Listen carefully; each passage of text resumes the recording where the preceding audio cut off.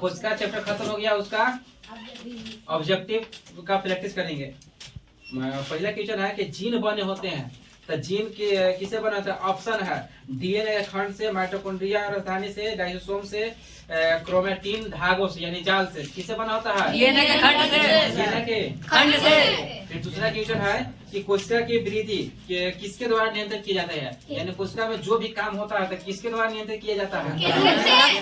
किसके द्वारा? केंद्रक से। कोशिका भित्ति होती है, तो ऑप्शन है कोशिका भित्ति के कहा है, भित्ति, ठीक ना, झिल्ली नहीं, क्या चीज? भित्ति। तो ऑप्शन ए में है अर्ध परागम्य, परागम्य, चयनात्मक या इनमें सभी। तो क्या होगा? परागम्य होता है। क्या होता है? परागम्य। क्या होगा? परागम्य होगा। कोशिका झिल्ली कहा था तो वह हो जाएगा जी अर्ध परागम्य। क्या होगा? अर्ध परागम्य। भित्ति कह रहा है, क्या चीज? भित्ति। क्या होता है? परागम्य होगा। आइए किसका बना होता है? सेलोज का, ठीक ना। फिर अगला क्वेश्चन है कि इनमें से किसमें डीएनए पाया जाता है? तो ऑप्शन है केंद्रक या गुणसूत्र में, फिर है कि बी में है माइटोकॉन्ड्रिया में, क्लोरोप्लास्ट में, और लास्ट में है सभी। क्या होगा? सभी में पाया जाता है। बता देना कि माइटोकॉन्ड्रिया और केंद्रक दोनों जगह का पाया जाता है, गुणसूत्र पाया जाता है। क्या पाया जाएगा? गुणसूत्र पाया जाता है। अब पादप में एक आ जाता है केंद्रक के अलावा, कहा जाएगा क्लोरोप्लास्ट, जिसका में हरित लवक कहते हैं। क्या बोलते हैं? हरित लवक। अगला क्वेश्चन है कि इनमें से किसमें गुणसूत्र का निर्माण होता है? तो ऑप्शन में दे रखा है डीएनए, आरएनए, प्रोटीन, और डीएनए एवं प्रोटीन दोनों में होता है। ऑप्शन नंबर कौन सा आ जाएगा? डी। इनमें से किससे गुणसूत्र का निर्माण होता है? किससे गुणसूत्र का निर्माण होता है? डीएनए एवं प्रोटीन से बना होता है। डीएनए और प्रोटीन। प्रोकैरियोटिक कोशिका में कौन कोशिकांग पाया जाता है? प्रोकैरियोटिक में किसमें? एक होता है यूकैरियोटिक, एक होता है प्रोकैरियोटिक। तो कह रहा है प्रोकैरियोटिक में, यूकैरियोटिक में कितना आएगा? जितना विकसित जीव है किसमें आता है? यूकैरियोटिक में। प्रोकैरियोटिक में जितना बैक्टीरिया वायरस सब किसमें आ जाता है? प्रोकैरियोटिक में, ठीक ना। इसमें पूछ रहा है कि प्रोकैरियोटिक कोशिका में कौन कोशिकांग पाया जाता है? ऑप्शन में है कि केंद्रक, राइबोसोम, सेंट्रोसोम, लाइसोसोम। तो राइबोसोम पाया जाता है। कौन सा? राइबोसोम पाया जाता है। फिर है अगला क्वेश्चन कि पादप कोशिका में रिक्तिकाओं का निर्माण किस झिल्ली से होता है? पादप कोशिका में रिक्तिकाओं का निर्माण किस झिल्ली से होता है? टोनोप्लास्ट से। किससे? टोनोप्लास्ट से। अगला क्वेश्चन है कि तारक केंद्र का कार्य।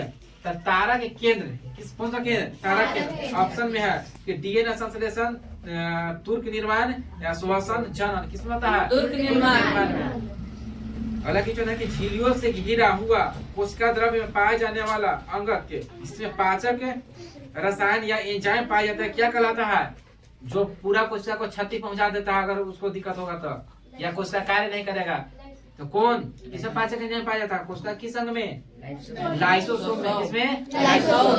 आंसर हो जाएगा लाइसोसोम। अगला क्वेश्चन है कि पादप कोशिका के चारों तरफ पाए जाने वाली झिल्ली को क्या कहते हैं? पादप कोशिका के चारों तरफ झिल्ली को क्या कहते हैं? प्लाज्मा झिल्ली। कौन सा झिल्ली? प्लाज्मा झिल्ली। प्लाज्मा झिल्ली के दूसरा नाम क्या होता है? कोशिका झिल्ली। कोशिका झिल्ली। ऐसी को क्या कहा जाता है? Cell membrane. कौन सा? Cell membrane. Cell membrane. अगला क्वेश्चन है कि पादप और जंतु कोशिका में प्रमुख अंतर बताएं। तो ऑप्शन में समझिए। ऑप्शन कह रहा है कि पोषण संबंधी, गति संबंधी, वृद्धि संबंधी और श्वसन संबंधी। तो अंतर सबसे बढ़िया अंतर है कि पोषण संबंधी। किससे संबंधी है? पोषण से। अगला क्वेश्चन है कि कोशिका की सूक्ष्म संरचना किस तंत्र के द्वारा देखी जाती है? तो कोशिका की सूक्ष्म संरचना किसके द्वारा देखा जाता है? माइक्रोस्कोप के द्वारा देखा जाता है। फिर अगला क्वेश्चन समझिए, कोशिका सिद्धांत का प्रतिपादन किसने दिया था? कोशिका सिद्धांत सभी जीवों का शरीर कोशिकाएं से मिलकर बना था। कौन बताए थे? स्वान। फिर अगला क्वेश्चन है कि प्रत्येक सजीव कोशिका में निम्नलिखित में से निश्चित रूप में पाया जाता है। निश्चित रूप में पाया जाता था। ऑप्शन है सेंट्रोसोम, हरित लवक, माइटोकॉन्ड्रिया और राइबोसोम। निश्चित रूप से क्या पाया जाता है? राइबोसोम। राइबोसोम का क्या काम रहता है? प्रोटीन संश्लेषण करना। कैसा? प्रोटीन का संश्लेषण करना। फिर अगला क्वेश्चन है कि अंतःपर्दवी जल का निम्नलिखित में किस प्रक्रिया से संबंधित है? अंतःपर्दवी यानी ईआर, इंडोप्लाज्मिक रेटिकुलम। ऑप्शन में है कि प्रोटीन निर्माण और रूपांतरण। तो उसमें तो रफ वाला जैसे दूध भाग होता है, एक स्मूथ है कि रफ वाला किसका निर्माण करता था? प्रोटीन। वो था एयर का भाग न था, यानी अंतःपर्दवी जल के। तो ये वाला ऑप्शन ए होबे करेगा। फिर बी में है वसा का निर्माण करना। तो दूसरा का भी स्मूथ पार्ट था, किसका निर्माण करता था? वसा के। फिर सी में अंतःकोश के परिवहन भी करता था। तो ये हो जाएगा इसका राइट आंसर कौन है? सभी हो जाएगा।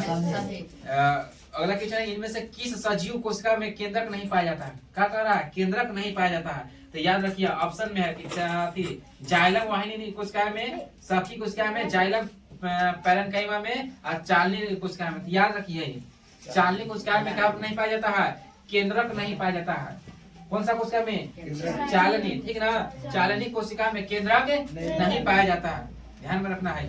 निम्नलिखित में कौन सा गुण प्लाज्मा झिल्ली में पाया जाता है? तो प्लाज्मा झिल्ली कह रहा है, कौन सा झिल्ली? प्लाज्मा झिल्ली यानी कोशिका झिल्ली। प्लाज्मा झिल्ली यानी एक पहले था कोशिका भित्ति, क्या था? कोशिका भित्ति था, परगम्य होता है, क्या था? परगम्य।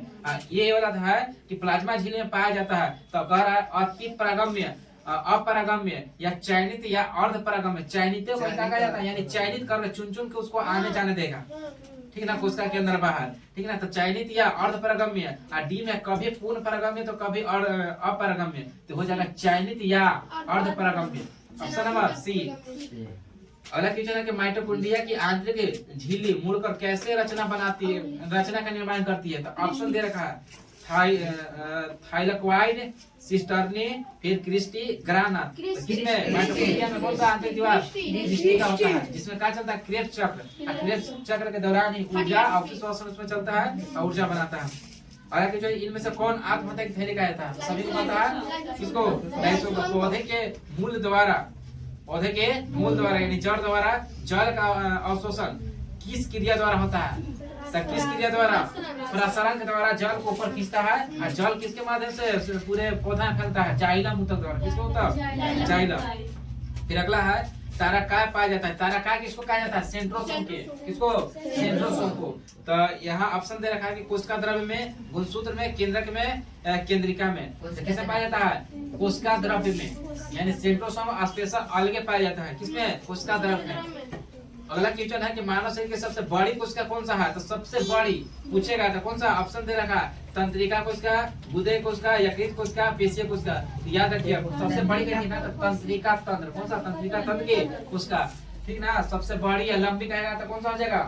और सबसे छोटा कहेगा तो सबसे दुनिया का सबसे छोटा माइकोप्लाज्मा, ठीक ना। और मानव शरीर का सबसे छोटा तो क्या होगा? शुक्राणु। और सबसे बड़ा कहेगा तो अंडाणु, समझ गए ना।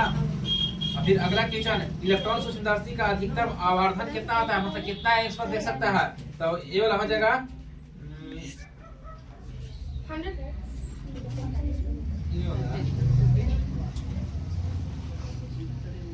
ये वाला डाउट में क्या कि 100x तो 2 लाख x का 10x के साथ देखा जाता है। चलो अगला क्वेश्चन है, ये छोड़ देखना बताएंगे फिर से। अगला क्वेश्चन है कि सेल कोशिका शब्द की उत्पत्ति से संबंधित वैज्ञानिक का नाम क्या था? यानी सबसे पहले कोशिका की खोज कौन किए थे? Robert Hooke. कोशिका का पावर हाउस किसको कहा जाता है? किसको कहा जाता है पावर हाउस? माइटोकॉन्ड्रिया को। किसको? माइटोकॉन्ड्रिया को। फिर है आत्महत्या की थैली किसको कहा जाता है? राइबोसोम को। इनमें से किसे ऊर्जा निर्माण का केंद्र कहा जाता है? तो ऊर्जा कौन निर्माण करता है? माइटोकॉन्ड्रिया। कौन सा? निर्माण करता है। अगला क्वेश्चन, इनमें कौन प्रोटीन निर्माण करता है? तो प्रोटीन निर्माण कौन करता है? राइबोसोम। कोशिका में राइबोसोम की अनुपस्थिति में कौन सा कार्य संपादित नहीं होगा? तो मतलब राइबोसोम नहीं उपस्थित रहेगा तो कौन सा कार्य नहीं हो पाएगा? प्रोटीन नहीं बन पाएगा, यानी प्रोटीन का संश्लेषण नहीं हो पाएगा। फिर है अगला क्वेश्चन, जंतु कोशिका के सबसे बाहरी घेरे को क्या कहा जाता है? जंतु कोशिका के सबसे बाहरी, कोशिका के सबसे बाहरी परत को क्या कहते हैं? कोशिका झिल्ली। क्या कहा जाएगा? कोशिका झिल्ली। फिर अगला क्वेश्चन है कि वैसे जीवों को जिनमें केंद्रक झिल्ली नहीं पाई जाती है उसे क्या कहते हैं? तो केंद्रक झिल्ली नहीं पाई जाती उसको कहते हैं प्रोकैरियोटिक्स, ठीक ना। अगला है एडीपी का पूर्ण नाम क्या होता है? एडीपी का एडिनोसिन डाइफॉस्फेट। एटीपी का फुल फॉर्म एडिनोसिन ट्राइफॉस्फेट। और डीएनए का पूरा नाम डीऑक्सीराइबोज न्यूक्लिक एसिड। अगला क्वेश्चन है कि आरएनए का पूरा नाम क्या होगा? Ribose nucleic acid. और लास्ट क्वेश्चन है कि निम्न में कौन सा कोशिकांग पाचक थैली कहा जाता है? तो किसको? लाइसोसोम को। किसको कहा जाता है? लाइसोसोम को। ये हो गया कोशिका के प्रैक्टिस खत्म, ठीक है ना। अगला चैप्टर स्टार्ट किया जाएगा।